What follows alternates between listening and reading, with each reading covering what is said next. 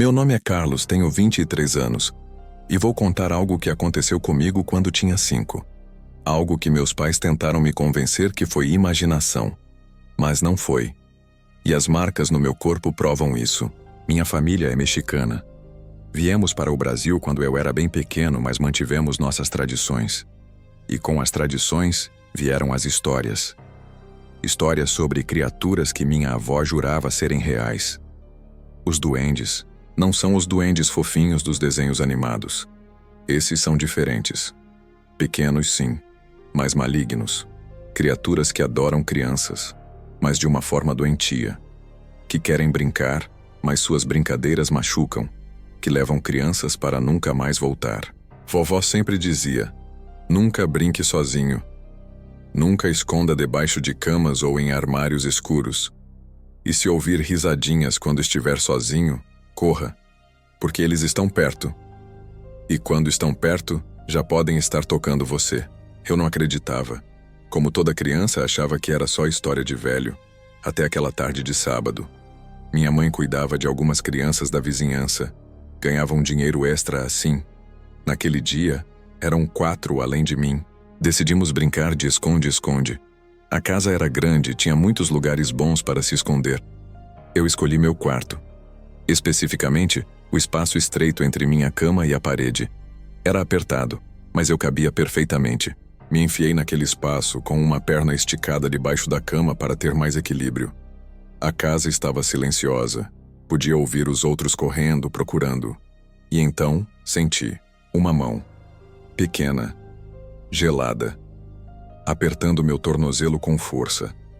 Uma força que não deveria vir de algo tão pequeno. Pensei que fosse uma das outras crianças tentando me assustar. Mas a pegada era diferente. Os dedos eram finos demais. Longos demais. Tentei puxar a perna, mas a mão apertou mais forte. Senti unhas afiadas perfurando minha pele. Comecei a gritar. Olhei debaixo da cama esperando ver um dos moleques rindo. Mas não havia nada. Absolutamente nada. Só escuridão.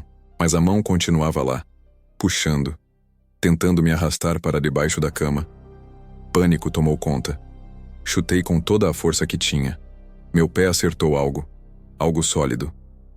E ouvi um som, uma risadinha aguda, como de criança, mas errada, distorcida. A mão me soltou. Rastejei para fora daquele espaço tão rápido quanto pude. Minha perna ardia. Quando olhei, vi marcas. 5 dedos, pequenos, mas fundos. Como se alguém tivesse me agarrado com toda a força. Sangue escorria pelas perfurações das unhas. Corri para meu pai chorando. Mostrei a perna. Ele ficou pálido. Perguntou o que tinha acontecido. Contei tudo. Ele olhou para debaixo da cama. Não havia nada. Nenhuma criança. Nenhum animal. Nada que pudesse ter me machucado assim. Meu pai me disse que foi imaginação, que eu tinha me arranhado em algum prego. Mas eu via em seus olhos. Ele sabia. Ele acreditava. Só não queria que eu soubesse que acreditava, porque saber que era real seria pior. Aquela noite não consegui dormir. Ficava olhando para debaixo da cama, esperando ver algo. E então, ouvi. Risadinhas. Baixinhas. Vindo de dentro do armário. Do corredor. De todos os lugares ao mesmo tempo. Cobri a cabeça com o cobertor. Fingi que não estava ouvindo, mas estava. E eles sabiam que eu estava. Porque as risadas ficaram mais altas, mais próximas. E então, senti o peso. Algo pequeno subindo na minha cama. Passos minúsculos. 1, 2, 3, 4. Andando em cima de mim por cima do cobertor. Algo me puxou o cabelo, forte, arrancando alguns fios. Gritei. Meu pai entrou correndo no quarto. Acendeu a luz. Não havia nada, mas meu cabelo estava no chão, arrancado pela raiz. Dormi no quarto dos meus pais aquela noite, e muitas noites depois. Mas mesmo lá, às vezes ouvia as risadas. Sempre as risadas. Anos se passaram. Parei de ouvir. Pensei que tinha acabado, que fosse coisa de criança mesmo, até que minha irmã nasceu. Sofia tinha 3 anos quando começou a falar sobre seus amiguinhos. Amiguinhos que vinham brincar com ela à noite. Pequeninos, ela dizia, com chapéus pontudos e olhos grandes, que faziam cócegas nela, às vezes cócegas que doíam. Meus pais acharam fofo no início. Amigos imaginários são normais. Até Sofia começar a aparecer com marcas, arranhões, mordidas pequenas, hematomas em formato de mãos minúsculas. Sempre dizia que eram os amiguinhos brincando. Foi quando vovó veio nos visitar. Assim que viu Sofia, ficou séria. Chamou meus pais para conversar em particular. Eu escutei atrás da porta. Vovó dizia que eram duendes, que tinham escolhido Sofia, e que se não fizéssemos algo, a levariam. Minha mãe chorou. Meu pai disse que ia chamar um padre. Vovó balançou a cabeça. Padre não adianta, ela disse. Eles são mais velhos que qualquer religião. Vem de um tempo antes. Um tempo quando humanos ainda acreditavam neles. E essa crença os alimentava. Vovó tinha um plano. Disse que precisávamos fazer um ritual. Deixar oferendas. Pão, leite, mel. Coisas que duendes gostam. E então, quando viessem comer, fechar todas as saídas com sal grosso e ferro. Prendê-los até o amanhecer. Quando o sol nascesse, teriam que ir embora. Preparamos tudo naquela noite. Sofia dormiu no quarto dos meus pais. Deixamos as oferendas na sala. Sal grosso em todas as janelas e portas. Ferraduras pregadas. E esperamos. Escondidos. Em silêncio. Meia-noite chegou. A casa estava em silêncio absoluto. Tão silencioso que doía. E então, ouvi. O som de pezinhos descalços. Muitos deles, correndo pelo teto, pelas paredes. Impossível, mas estava acontecendo. Risadinhas encheram a casa, agudas, alegres, mas com algo errado por trás, uma maldade. As oferendas começaram a sumir. Podia ver da minha posição, pedaços de pão flutuando no ar, sendo levados por mãos invisíveis, ou quase invisíveis. Se olhasse com o canto do olho, via. Formas pequenas, humanoides, com cerca de 30 centímetros de altura, pele marrom escura, olhos grandes e brilhantes, roupas esfarrapadas, chapéus pontudos e sorrisos, sorrisos largos demais, com dentes pequenos e afiados. Um deles me viu, sei por que parou de comer, virou a cabeça na minha direção e sorriu mais, apontou para mim. Os outros olharam. 7. Eram 7 duendes, todos me encarando agora. E todos se lembravam. Eu via no jeito que olhavam. Lembravam do menino que tinha chutado um deles anos atrás. Começaram a andar na minha direção, lentamente, saboreando. Meu coração batia tão forte que pensei que fosse sair do peito. Vovó tinha dito para não me mexer. Não importa o que acontecesse. Mas eles estavam vindo, e eu estava aterrorizado. O primeiro chegou perto, esticou a mão para tocar meu pé. Aqueles dedos finos e longos, aquelas unhas afiadas. Foi quando vovó jogou o sal grosso. Uma linha perfeita entre mim e eles. Os duendes guinchou. Um som horrível, agudo, como unhas em quadro negro. Recuaram.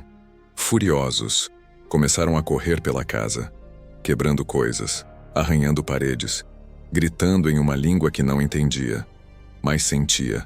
Era ódio puro, raiva por terem sido enganados.